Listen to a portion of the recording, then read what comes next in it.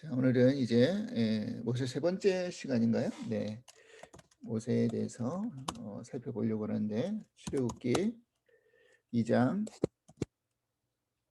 11절에서 25절까지 말씀을 기본으로 해서 이제 살펴보려고 합니다. 지난 시간에 이제 모세의 그 인생의 전환기에 대한 이야기를 좀 나눴죠. 그래서 총 120년이라는 모세의 인생 속에서 40년, 40년 40년의 시간이 나눠진다라고 이야기를 했습니다. 첫 번째 40년이 궁중 왕자의 신분에서 40년이었고요. 두 번째 40년은 미디안 광야 안에서 목동의 신분으로 40년이었고, 마지막 40년은 민족의 지도자로서 애굽에서 백성들을 이끌고 이제 가나안 땅으로 가기 위한 그 과정 속에서의 40년이었다라고 말씀을 나누었어요. 자, 그래서 오늘은 이제 그 첫 번째 40년이 끝나는 시점이에요. 그러니까 이제 그 40년이 끝난 다음에 미디안 광야로 가는 그 사건에 대한 이야기가 기록되어져 있죠. 11절에 보니까 모세가 장성한 후에라고 되어 있어요. 40년이라는 시간 동안 장성을 했는데 한 번은 자기 형제들이 나가서 고되게 노동하는 것을 보았다 그랬어요. 자, 그러니까 히브리 사람들, 유대인들, 히브리 이 사람들이 자기 형제인 것을 이미 모세는 알았다라는 거죠. 그 이유가 뭘까요?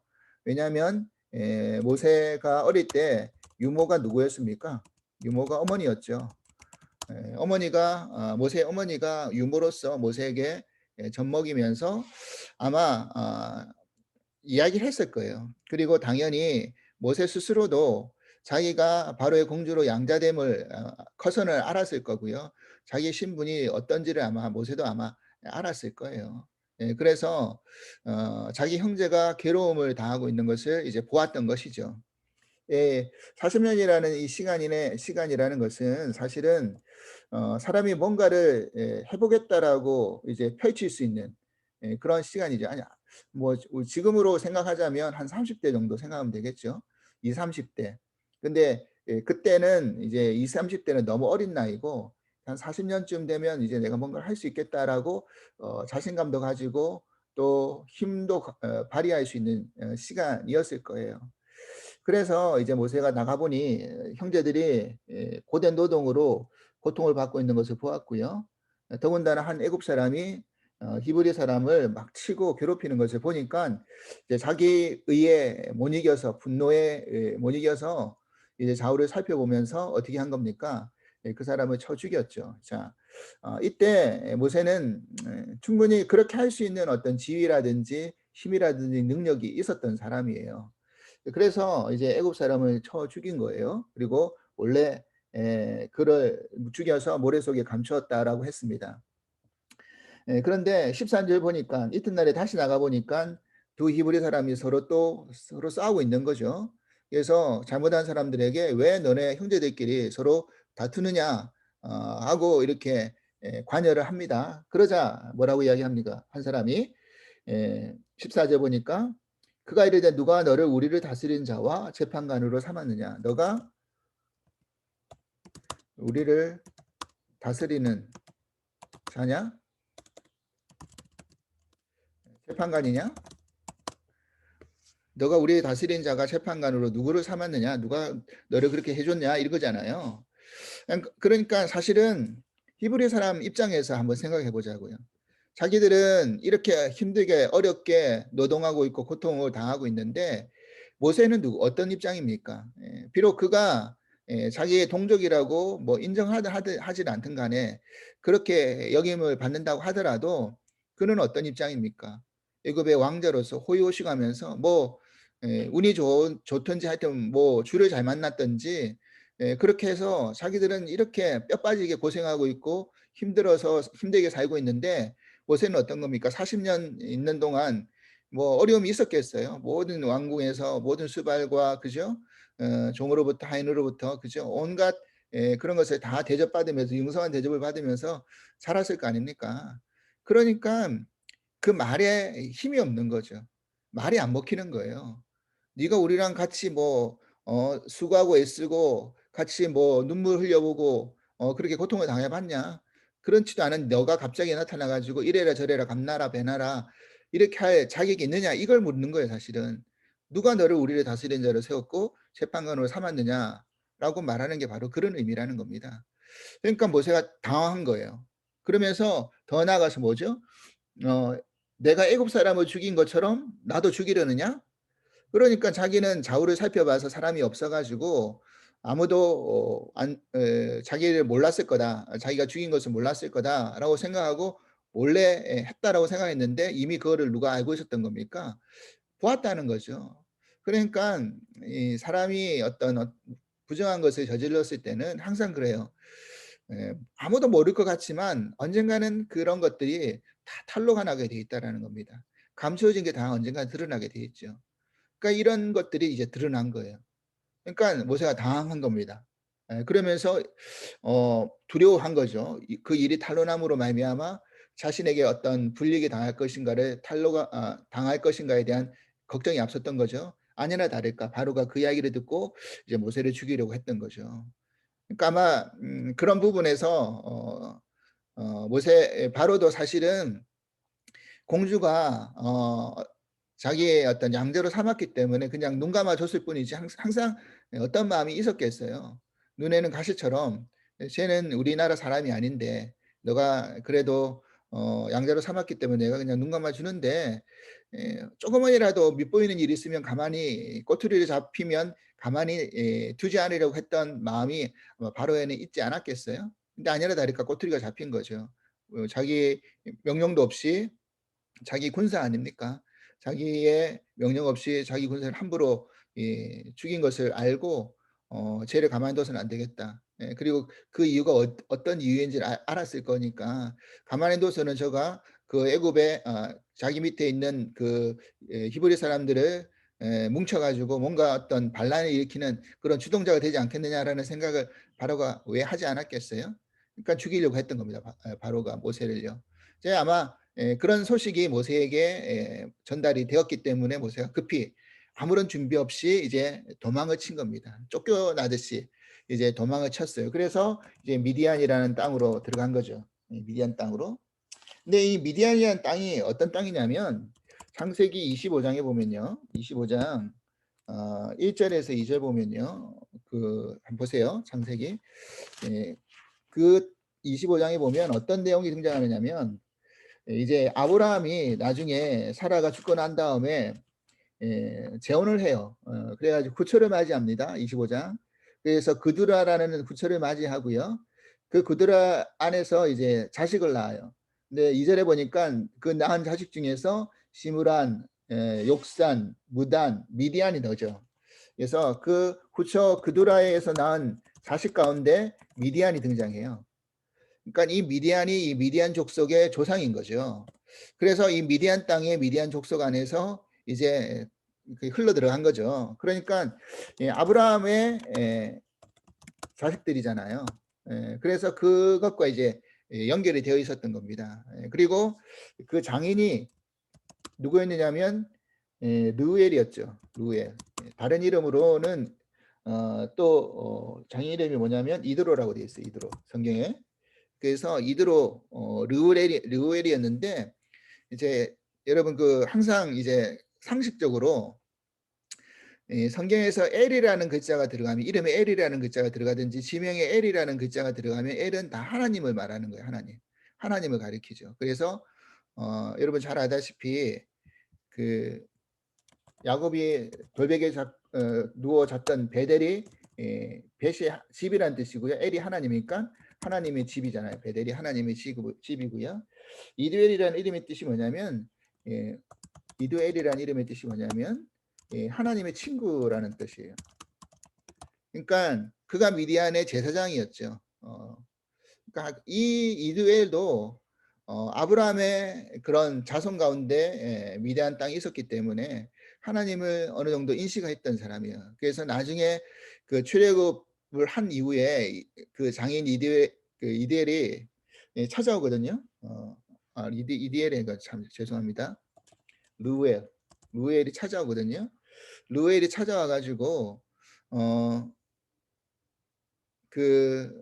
모세의 처와 두 아들을 데려와 가지고 모세한테 이제 출애굽 이후에 맡기고, 그리고 이디엘이 이제 막 조언을 해요. 어떤 조언을 하냐면 모세가 그 출애굽 과정 속에서 모든 재판에 그런 이들을 모세 스스로가 다 관여를 하고 있으니까 내가 볼 때는 너 혼자 하기엔 너무 힘든 일이다.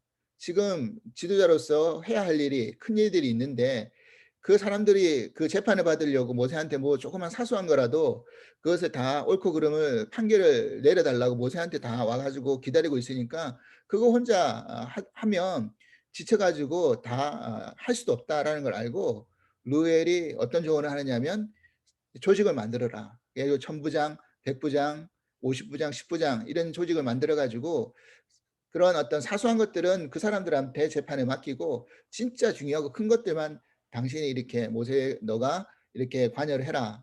그렇게 요엘이 조언을 해 주잖아요. 그래서 그 조언을 듣고 모세가 받아들여 가지고 조직을 만들어서 보다 수월하게 이제 이스라엘 민족을 이끌어 나가는 그런 일도 해요. 그러니까 그런 어떤 르우엘은 믿음과 지혜가 있었던 장인이었어요. 그런 장인을 만나게 되는 거죠, 나중에. 자, 그랬어요. 그래서 이제 미디안에 갔는데 어떻게 만났는지에 대한 그 내용이 등장을 하죠. 미디안 제사장에게 7달. 이 미디안 제사장이 바로 르우엘이었고 이드로였죠. 7달이 있었는데 그들이 와서 그들이 와 가지고 어 이제 그 양떼에게 물을 먹이려고 우물가에서, 그죠? 물을 먹이고 있는데 어떤 일이 생겼냐면 목자들이 왔다 그랬어요. 여기서 등장하는 목자가 어떤 목자인지 모르겠지만 미디안 광야 속에서 다른 어떤 목자들이 있었겠죠. 그런데 이 목자들이 뭡니까? 나중에 왔는데 순서를 기다리는 게 아니라 먼저 우물에서 물을 먹이고 있는 미디안 제사장 루엘의 딸들을 다 쫓아내 버린 거예요. 그리고 자기들이 데리고 온 양떼의 물을 먼저 먹이는 거죠. 그러니까 남자들이고 힘이 있으니까 그 여자들을 먼저 쫓아내 버린 거가 되는 거죠. 근데 이제 모세가 그 광경을 본 거잖아요. 그래서 그 광경을 보니까 이제 18절에 17절에 목자들이 와서 그들을 쫓는지라 모세가 일어나 그들을 도와 그 양떼에게 그들을 도와 그 양떼에게 먹였다 그랬어요. 모세가 도와줬어요. 도와줌이잖아요. 여기서 우리가 한 가지 생각해 봐야 될 관점이 있어요. 사실은 모세가요 이미 히브리 사람을 서로 싸우고 괴로워할 때 히브리 사람들이 애굽 사람의 그런 어떤 그런 고욕 안에서 고통을 받고 있을 때 모세가 도와줬잖아요. 그런데 그 도와줌이 어떻게 되는 겁니까? 어떻게 배신과 실패로 돌아왔잖아요. 그죠? 내가 선한 마음을 가지고 사실은 도와준 거 아닙니까? 너희들이 고통받고 괴로움을 당하고 있는데 그 괴로움을 준 사람을 내가 도와준 것이 오히려 그로 인하여서 자기가 도망자가 신세가 되어지는 그런 일이 일어난 거 아닙니까? 그렇다고 한다면 모세 입장에 있어서 한번 그런 관계 속에서 실패를 맛보았기 때문에 누구 도와주고 싶은 마음이 또 들겠습니까? 괜히 내가 나섰다가 또 나에게 불이익이 생기면 어떡합니까? 예를 들어서 이 목자들이 그 딸들을 쫓아냈을 때 그 딸들을 도와줬다는 말은 아마 그 목자들을 제압을 했는 것 같아요, 모세가. 그래서 모세가 쫓아냈겠죠. 너희들이 왜 이런 식으로 하느냐 하면서 아마 그때는 모세는 힘이 있었던 것 같아요. 그러니까 그런 일을 모세가 했다라는 것은 다시 그런 일을 했다라는 것은 모세의 마음속에서 여전히 그런 어떤 그 어려움을 당하고 있는 사람 앞에 자기가 어떤 도움의 손길을 줘야 되겠다라는 그런 마음이 있었던 것 같아요. 그런데 먼저 번 도움과 이 두 번째 도움은 좀 달라요. 먼저 번 도움은 자기의 힘을 너무 과시해 가지고 어떻게 해요? 자기의 분노를 조절하지 못해 가지고 오히려 때려 죽여 버렸잖아요. 그 애국 병사를요. 근데 이 부분에서는 그가 혈기를 부려 가지고 뭐 목자들을 죽였다 이런 말이 없는 걸로 봐서는 뭐 말로 했든지 어떻게든 잘 설득을 했든지 하면서 이렇게 보내고 도와준 것 같아요. 이런 부분에서 모세가 조금 뭐라 그럴까요? 좀 다듬어진 것 같아요. 그런 부분에서. 그래 가지고 이제 그 도움을 받고 이제 그 딸들이 집으로 돌아와 가지고 아버지한테 말한 거죠. "이렇게 애굽 사람이 도와줘 가지고 이런 일이 생겼다." 라고 이야기 들으니까 당연히 어떻게 하는 겁니까? 어떻게 했죠? 루엘이 왜 그러면 그냥 내버려 두느냐, 데리고 와라 해가지고 이제 같이 기거를 하게 된 겁니다. 보니까 갈 데도 없으니까 모세가 루엘의 집에 기거를 하다가 결혼을 하게 되죠. 그래서 그의 아내를 맞이했는데 루엘의 딸인 십보라가 이제 아내가 되었고요. 그래가지고 이제 아들을 낳았는데 첫 번째 아들이 게르솜이에요. 게르솜의 이름의 의미가 뭐냐면요, 내가 타국에서 나그네가 되었다라는 의미예요. 게르솜의 이름이. 그래서 나그네 되었다. 그러니까 자기가 어떤 입장인가를 분명히 이제 알고 그 아들을 가르친 거죠. 자기가 이제 미디안에 와가지고 나그네와 같은 신세라는 걸 알았어요. 본인이 본인 스스로가 어떤 입장인가 아는 거죠. 나그네라는 게 어떤 입장입니까? 나그네라는 것이 내가 거할 거처가 없고 언제든지 떠날 준비가 되어 있고 그런 삶이 나그네 삶인 거잖아요. 그래서 우리 인생의 사실은 나그네라는 것을 우리는 인지하면 이 땅에서의 어떤 내가 가지고 있는 그런 욕심이라든지 그런 것들이 다 부질없는 것을 우리는 알 수 있다라는 겁니다. 자, 이 고백 속에서 이제 모세가 많은 변화가 일어났다라는 것을 우리가 인지할 수 있겠죠. 히브리서 11장 23절에서 25절 말씀을 27절까지 한번 보겠습니다. 히브리서 믿음장, 모세의 믿음장을 살펴볼 때 모세를 믿음으로 히브리서 기자는 뭐라고 그 믿음을 증거하고 있는지를 보겠습니다. 히브리서 11장 23절에 보니까 이랬어요. 이제 그 부모님에 대한 믿음을 지난주에 이야기했잖아요. 믿음으로 모세가 낳았을 때 그 부모가 아름다운 아이임을 보고 석 달 동안 숨겨 왕의 명령을 무서워하지 아니하였다라고 했죠. 그래서 믿음장에 첫 번째 등장했던 그 믿음의 소개를 부모님의 믿음에 대한 소개를 했다라고 지난주에 제가 말씀을 드렸죠. 자, 두 번째 이제 24절 보니까 이랬어요. 믿음으로 모세는 장성하여 바로의 공주의 아들이라 칭함 받기를 거절하고 도리어 하나님의 백성과 함께 고난받기를 잠시 죄악을 낙을 누리는 것보다 더 좋아하고 그리스도를 위하여 받는 수모를 애굽의 모든 보화보다 더 큰 재물로 여겼으니 이는 상조심을 바라봄이라 그랬어요. 자, 여기서 특징이 뭐죠? 믿음으로 모세는 첫 번째 모세의 믿음을 히브리 기자는 뭐라고 설명하고 있느냐면요, 이렇게 설명하고 있어요. 바로의 공주의 아들이라고 칭함받기를 거절했다라고 했어요. 자, 바로의 공주의 아들이다. 사실 자신이 인생 속에서 바로의 공주 아들이라는 어떤 그 지위를 갖고 있다라는 게 어떤 의미인지를 모르겠어요. 40년 동안 살았는데, 그리고 그 안에서 뭐 배움과 또 여러 가지 나름대로의 어떤 그런 유익을 느꼈을 거 아니에요. 그러니까 눈치껏 자기가 잘만 그 바로 비위 맞춰주고 또 그 엄마인 그 공주의 비위를 맞춰줬으면 아마 평생 어떻게 할 수 있습니까? 평생 호의호식하면서 잘 먹고 잘 살 수 있었던 자리였어요. 그죠? 근데 그런 공주의 아들이라 칭함받기를 뭐 했다 그랬죠? 거절했다 그랬어요. 그 말은 뭘 거절한 겁니까? 예, 자신이 누릴 수 있는 명예, 권세를 거절한 거잖아요. 이게 쉽지 않잖아요. 그렇잖아요, 여러분. 만약에 내가 지금 미국 땅에 와서 갑자기 픽업이 돼가지고 뭐에 어떤 총리까지 올라갔어요. 그러면 그런 명예와 권세를 얻었는데 그거 내려놓기가 쉽습니까?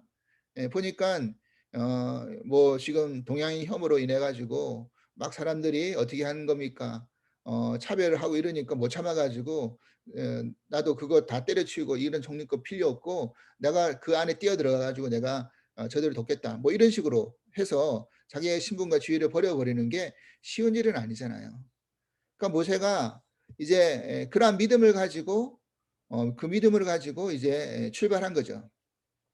근데 중요한 건 이제 이 믿음의 단계를 보면요, 그 믿음을 통해 가지고 행동함에 있어서 우리가 중요한 게 있어요. 행함이 중요한데 믿음을 가지고 행함의 어떤 단계로 나아가는 게 중요한데 이게 자기 의로 빠져버리면 안 돼요. 내가 믿었다고 해서 자기 의로 가지면 안 된다는 거. 이게 무슨 말입니까? 좀 전에 우리가 이야기 나눈 것처럼 모세가 혈기를 부렸잖아요. 그래서 바로의 병사를 죽였어요. 그죠?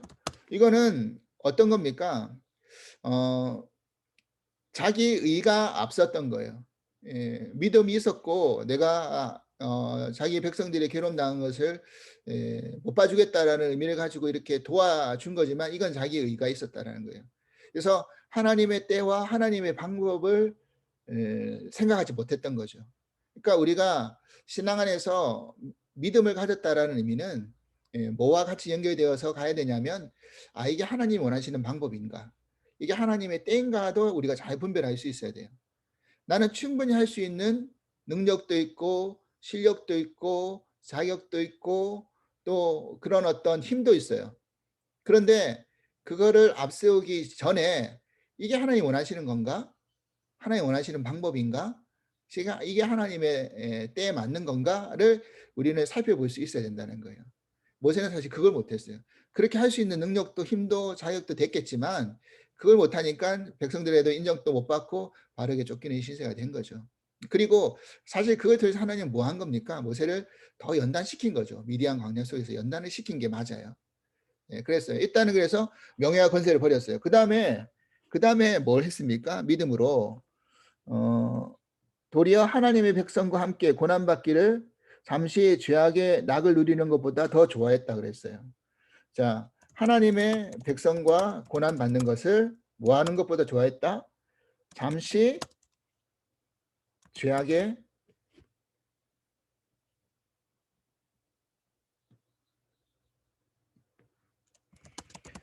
낙을 누리는 것보다.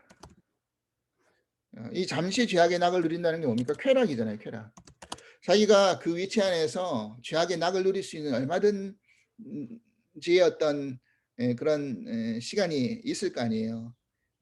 그런 걸 할 수 있는 입장이 되잖아요.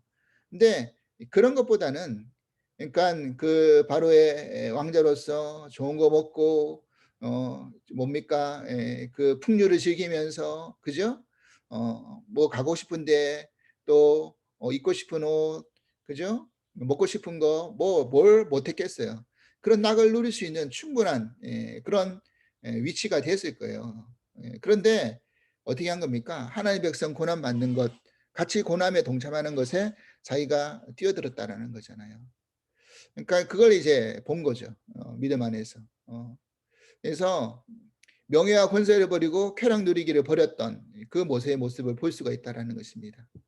또 그다음에 뭘 했냐 보니까 26절에 그리스도를 위하여 받는 수모를 애굽의 모든 부하보다 더 큰 재물로 여겼다. 그리스도로 인하여 받는 수모를 애굽의 부귀 보화보다 더 귀하게 여겼다는 거잖아요. 그죠? 더 큰 재물로 여겼다. 그러니까 뭘 거절하고 뭘 버린 겁니까? 부유함을 버린 거잖아요. 그러니까 인생 속에서 모세가 버린 게 명예와 권세를 버렸고요. 또 쾌락을 버렸고요. 부귀 영화를 버렸어요. 그죠? 이런 게 참 쉽지 않죠. 이런 부분이 명예, 권세, 쾌락, 부귀, 영화를 버린다는 게 쉽지 않아요. 그런데 그 앞에의 부분, 이 부분을 우리가 잘 생각해 보면 왜 이런 표현을 썼을까요? 그리스도를 위하여 받는 수모를 그리스도를 위하여 받는 수모라고 그랬어요. 지금 이 당시 모세 때는 그리스도가 계신 것도 아니고 이런 어떤 그 수모 받는 것을 그리스도를 위하여 받는 수모라고 표현한 히브리서 기자가 표현한 이유가 뭘까요? 왜 그리스도를 인하여 받는 수모라고 표현했을까요? 왜냐하면 그리스도가 누구 때문에 수모를 받으셨습니까? 하나님의 백성 때문에 수모를 받으셨잖아요. 우리 때문에. 그죠? 하나님의 백성 우리 때문에 수모를 받으신 이유가 뭡니까? 예, 그들을 사랑하는, 그리스도가 사랑하는 사람 때문에.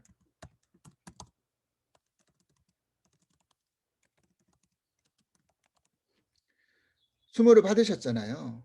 본인이 왕으로서, 그죠? 메시아로서, 그리스도로서 이 땅에 오셨지만 자신의 지위와 신분, 이런 것들을 다 내려놓으시고 종의 자리까지 내려놓으시고 온갖 수모와 모멸과 그런 것을 다 받으셨어요. 왜요? 그리스도가 사랑하는 백성 때문에. 그죠? 우리 때문에 그러셨다라는 거죠. 어. 그러니까 모세가 했던 그런 것들이 바로 거기와 연결되어 있다는 겁니다. 그리스도도 자신이 사랑하는 하나님의 백성들을 위해서 자신의 모든 지위와 신분을 다 내려놓고 수모를 받았듯이 모세도 그와 같이 그렇게 했다라는 것을 이렇게 비유를 한 겁니다. 그리스도로 인하여서 받는 수모. 그러니까 우리가 그리스도를 믿고 따른다는 의미는 그런 수모가 있을 수 있다라는 거잖아요. 그리스도 때문에 하나님의 사랑하는 백성을 섬기고 우리가 사실은 교회에서 섬기는 과정을 가만히 살펴보면 때로는 참 뭐라 그럴까요? 뭐 이렇게까지 해야 될 필요가 있나 할 정도의 느낌이 들 때가 있어요. 그러니까 내가 어떤 섬기는 과정 속에서 내가 왜 이렇게까지 저 사람들을 때로는 인정도 안 해주고 때로는 오해도 받고 때로는 정말 멸시도 받는 그런 과정도 있을 수 있어요. 교회 안에서 바깥에서 믿지 않는 사람들한테서 받는 것은 차차하더라도 교회 안에서 그렇게 되는 경우도 있어요. 그런데 그것을 감내하는 이유가 뭡니까? 감내할 수 있는 이유가 뭐죠? 바로 예수님이 그런 나 때문에 수모를 받는 것을 개의치 않아 하셨기 때문에 우리가 그걸 알기 때문에 나도 그렇게 하는 거 아닙니까? 예수님 나 때문에 그렇게 하셨기 때문에 나도 그렇게 하는 거죠. 예수님이 나를 용서해 줬기 때문에 나도 저 사람을 용서해 줄 수 있는 거잖아요. 이게 다 연결되어 있다는 것입니다. 그러니까 히브리서 기자는 나중에 모세의 믿음을 평가할 때 그렇게 평가를 내렸어요. 그래서 그런 어려움과 그런 고통을 당했다라고 이야기를 하는 것입니다. 그리고 하나님은 그런 모세를 이제 미디안 광야 속으로 보내서 어떻게 하는 겁니까?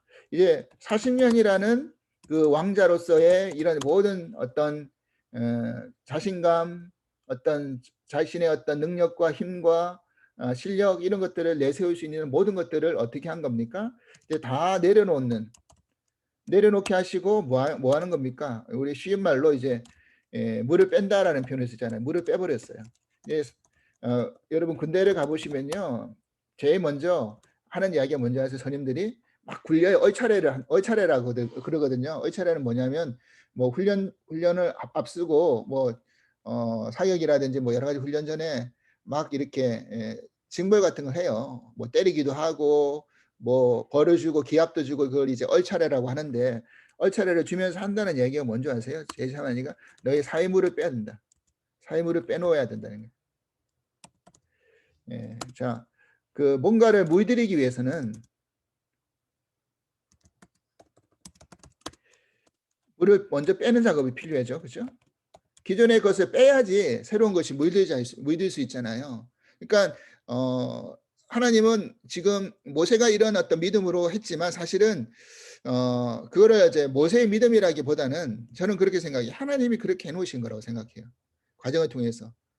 그거를 빼버렸어요. 그 세상에서 누렸던 명예, 권세, 쾌락, 부귀영화 이 물을 다 빼게 만들었어요. 그 물을 빼지 않으면 하나님의 능력을 소유할 수 있는 그릇으로 만들지 못해요. 여러분 그릇이 있잖아요. 중요한 게 있어요. 그릇을 담을 때 뭔가를 담고는 싶어요. 근데 뭔가가 차 있으면 담을 수 없잖아요. 그게 원리 아닙니까? 뭔가를 채우려면 반드시 비워져 있어야지만 채울 수 있는 게 원리잖아요. 그릇이라는 원리가. 그러니까 내가 하나님의 능력과 사랑의 은혜와 이런 것들을 담으려고 해요. 근데 내 마음의 그릇에 내 욕심이 가득 차 있고 내 욕망이 가득 차 있고 그죠? 내 어떤 그런 누리고자 하는 그런 마음들이 사리사욕이 가득 차 있으면 거기에 하나님께 담겨질 수가 없잖아요. 그러니까 일단 그것을 비워야 된다는 말이죠. 예. 하나님 흔들어서 비우시든지 깨서 비우시든지 아니면 엎어서 비우시든지 비우게 만드실 거라는 거예요. 그 비우는 과정을 지금 모세에게 뭐하게 한 겁니까? 미디안 광야 속에서 똑같이 40년 동안. 그러니까 자기가 할 수 있는 거는요. 목동으로서 양치는 것밖에 없어요. 자기 양도 아니죠. 그래서 무슨 생각했을까요? 야, 내가 지금 애굽에서 처음에는 1-2년 지나가다 보면 애굽의 시간들이 그리웠을 거예요. 내가 지금 만약에 그때 그런 선택을 하지 않고 만약에 눈치 잘 보이면서 그렇게 살았더라면 '내가 지금 이런 고생할 필요가 있나?' 신세 한탄도 했을 거고 여러모로 비슷한 생각했을 거예요. '내가 뭐하러 지금 이런 일을 하고 있나.' 뭐 손에 무슨 일을 해 봤겠어요. 모세가 무슨 고생이라도 해 봤겠어요? 손에 물이라도 묻혀 봤겠어요? 흙이라도 묻혀 봤겠습니까? 근데 생전해 보지도 못하는 양 돌보는 일을 시작으로 해 가지고 1-2 년도 아니라 또 40년 그대로 가게 만드셨잖아요. 40년 동안 하나님이 그런 어떤 것들을 배우게 하신 다음에 또 40년 동안 뭐예요? 빼버리게 만드셨어요. 실력도 갖춰 놓게 만드셨지만 그 실력을 자기 실력이 아니라 하나님의 실력으로 바꾸기 위해서 하나님이 그것을 또 빼버리셨어요. 그죠? 그래 가지고 이제 뭐 하는 겁니까? 이제 하나님의 능력이 그에게 임하는 그런 것을 배우게 만드시죠. 그래서 다음 시간에 다음 주에 나누겠지만 하나님이 호렙산에서 이 떨기나무 가운데 모세를 만났어요. 근데 이 떨기나무라는 것이 사실은 뭡니까? 너무나 흔하고 너무나 천한 나무예요. 이 광야에 흔히 돌아다니는 그런 덤불 같은 나무가 떨기나무예요. 근데 거기에 하나님의 불이 임하고 하나님의 임재가 임하니까 불이 꺼지지 않는 그런 쓰임 받는 나무가 됐잖아요. 이 떨기나무를 보면서 모세가 뭘 깨달았겠어요? '아, 저게 나다. 저게 이스라엘 우리 민족이다. 이스라엘 민족이다.' 떨기나무 자체가. 이제 보잘것없고 흔하디 흔한 그 쓸모없는 나무가 정말 하나님의 임재와 불이 임하니까 그게 정말 하나님의 불이 되고 하나님의 나무가 되는 그런 쓰임 받는 그런 나무가 될 수 있겠구나라는 것을 모세가 깨닫지 않았을까요? 그래서 모세가 그 첫째 아들 게르솜이라는 아들을 낳으면서 그 이름을 나그네라고 지었던 이유가 바로 그런 겁니다. 아, 내가 지나와 보니까 지금 이 목동 생활을 하다 보니까 결국 인생이라는 것이 나그네다. 나그네일 수밖에 없다. 그죠? 그래 가지고 둘째 아들이 그 게르솜이 첫째 아들이고요. 아들이 두 명을 낳는데 또 둘째 아들이 이름이 뭐냐면 엘리에셀이에요. 엘리에셀. 그래서 아까도 말했죠. 엘이 들어가면 하나님이라는 게 연관이 되어 있다는 거죠. 그래서 엘리에셀 이름의 뜻이 뭐냐면 나의 하나님이 나의 도움이 되신다.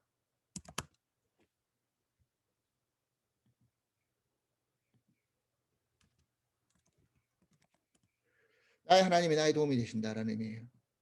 그러니까 이제 아들을 낳고 그 아들 속에서 자신의 그 고백들이 이제 다 신앙 고백들이 들어가 있는 건데 첫째 아들은 인생이라는 게 결국 나그네밖에 될 수 없는 인생이다. 게르솜. 근데 두 번째 엘리에셀을 낳으면서 이제 출애굽 과정 속에서 그런 모든 과정을 보면서 '아, 나의 하나님이 결국 나의 도우심이 되는구나.' 하나님이 나의 도우심이 된다는 것을 깨달아 고백해서 지은 아들의 이름이 이 엘리에셀이에요. 그죠?